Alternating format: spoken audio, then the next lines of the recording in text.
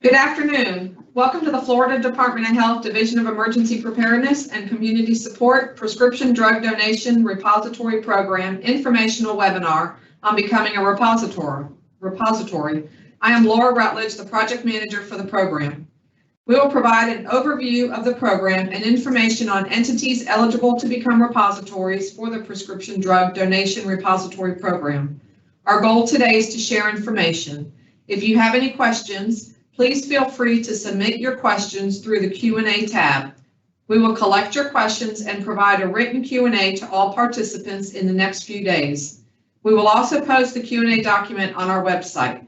We will provide a link to our website at the end of the webinar. Also, you can email the Prescription Drug Donation Repository Program at prescriptiondrugdonationprogram, all one word, at flhealth.gov, and we will respond to your emails. I hope you find this webinar helpful and encourage your organization to become a repository. Also, if you are not interested in becoming a repository, we encourage you to become a donation of prescription medications and supplies to repositories. We will have an informational webinar on becoming a donor in the next several weeks. Our webinar today will be presented by Dr. Nia Siddiqui, the Bureau Chief for the Bureau of Public Health Pharmacy. Dr. Siddiqui? Good afternoon, everybody. As mentioned, my name is Nia Siddiqui, and I'm the Bureau Chief of Public Health Pharmacy. And at our Bureau, we have three core functions. One is distributing medications to all of our 67 county health departments to support our statewide issuance program. We also have a mail order central pharmacy that dispenses those medications to the patients who visited our CHDs. And then we also have a repack manufacturing facility that repackages medications from bulk manufactured bottles into bingo cards or blister cards that are sent to the Department of Corrections. Excuse me. We also help support state agencies such as Tobacco Free Florida and also our partners at Children's Medical Services and our Safety Net program. Another one of our jobs that we do are help administer programs such as this, the Florida Department of Health's Prescription Drug Donation Repository Program, which we'll talk about in depth.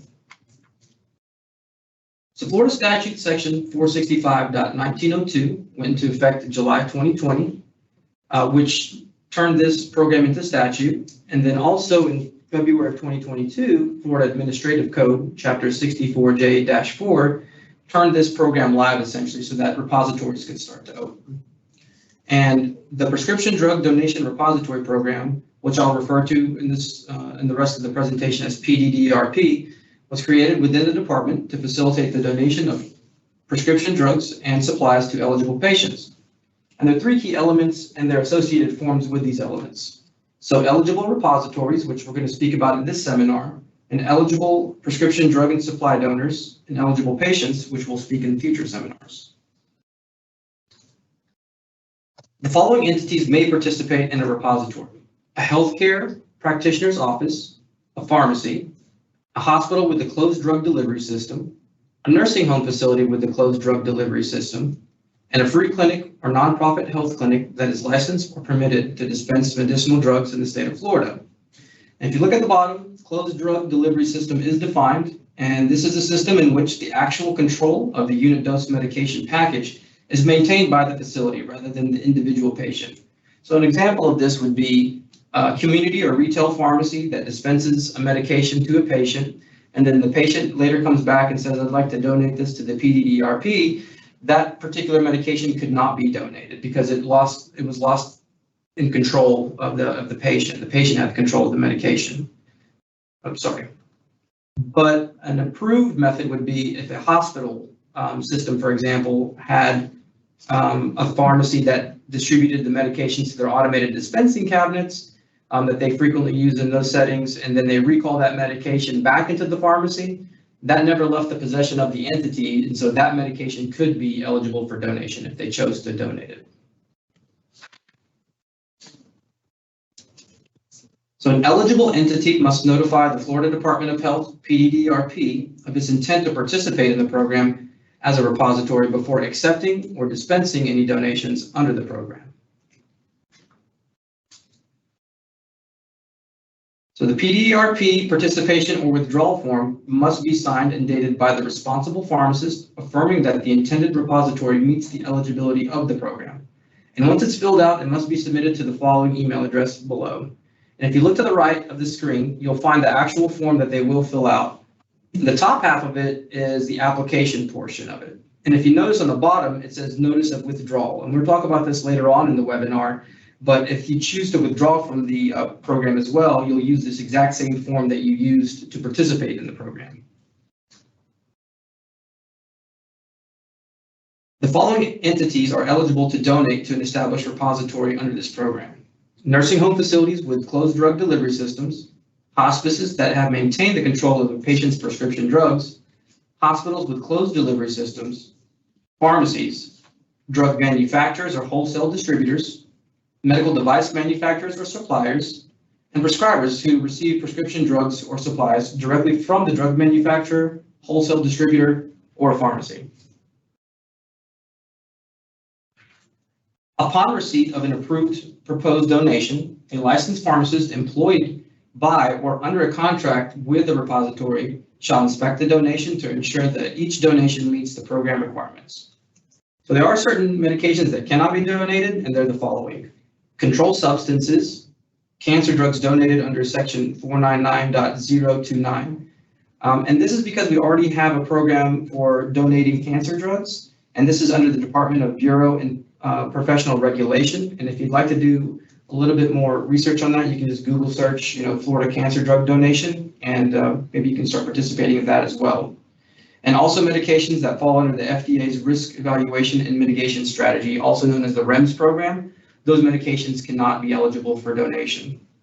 And one more category, and that are medications that are stored in anything under that essentially are room temperature medications. So if you have medications that need refrigeration or need to be frozen, they are not eligible to be donated.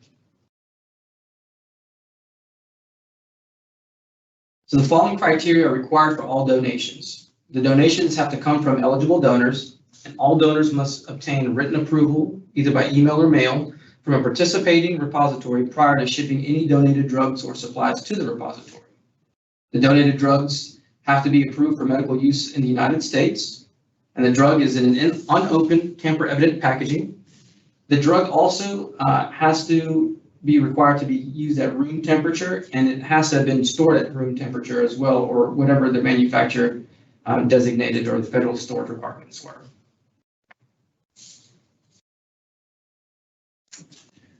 The drug does not have any physical signs of tampering or adulteration, and there is no reason to believe that the drug is adulterated. These are all other additional requirements. The packaging does not have any physical signs of tampering, misbranding, deterioration, compromised integrity, or adulteration.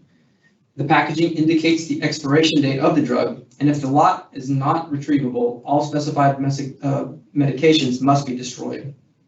The drug has an expiration date that is no more than 3 months after the date on which the drug was donated, and the drug must be donated on the premises of the property to a person designated by the repository. So you can't use drop boxes in the front of your repository if your repository is closed for the day, for example. Donated items may not be sold or resold, and prescription drugs or supplies may not be donated to a specific patient.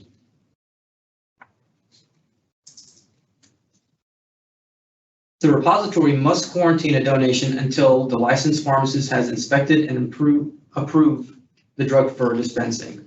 And I'm going to give you an example of something like this and what this means. So let's say that you are a hospital pharmacy again that's using their pharmacy as a repository, and the pharmacy has closed for the day and the pharmacist has left. And a package from FedEx comes with donated medications that you're expecting to arrive. Well, the repository can designate an employee within the hospital to accept those medications and then sequester them in a secure location, such as a med room inside of a hospital. And that medication would stay quarantined until the pharmacist would get on site to approve them and go through them.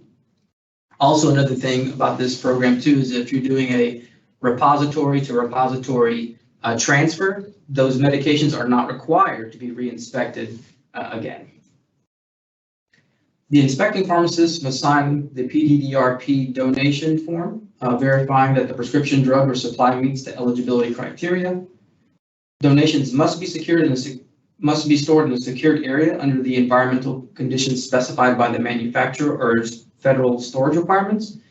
And donations may not be stored with any other types of non-repository inventory, but if they're intermingled with other types of inventory, they must be clearly marked to indicate that this prescription drug or supply was donated. So a very easy thing to do, an example of a system that you can deploy for this would be like the sticker system. If you had red dots or yellow dots put on top of the donated drugs, then that would be a demarcation of these are donated versus non-donated. The repository must also maintain an inventory of donated prescription drugs, which include name of the drug, strength, available quantity, expiration date of donations, transaction date, name, street address, and telephone number of the donor.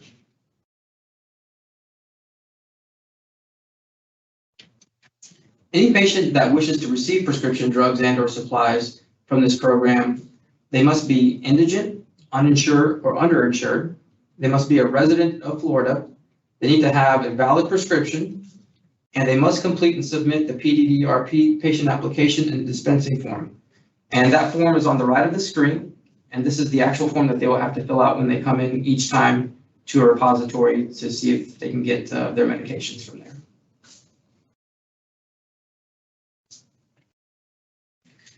And like I said, the repositories may dispense to an eligible donation to a state resident who is indigent, uninsured, or underinsured and has a valid prescription.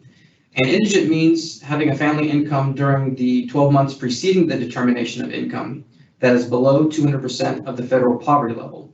And you can actually find that information on our PDDRP website, which we'll give at the end of this presentation.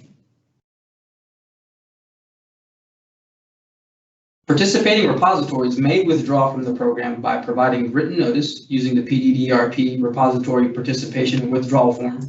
And I showed that form at the beginning of this webinar. The second half is where they would fill out that withdrawal information. And upon withdrawal, repositories must agree to the disposition of prescription drugs and supplies in their possession. Any destroyed drugs must be reported on the PDDRP destruction of drugs form, which you see on the screen to your right as well. That's the actual form. And destruction is not the only way that to get rid of your medications. You can also transfer them to another repository that has been established. So one important clause that everybody would be interested in is the immunity from liability and disciplinary action clause that's included in this program. So any donor of prescription drugs or supplies and any participant in the program who exercises reasonable care in donating, accepting, distributing, or dispensing prescription drugs or supplies under the program is immune from civil or criminal liability and professional disciplinary action by the state for any injury, death, or loss to person or property relating to such activities. And there are a few reporting requirements for this program. By the 5th of the month, each repository must submit the following: a patient application and dispensing forms obtained from the previous month, also their destruction of drugs form, donation forms, transfer forms, repository inventory forms.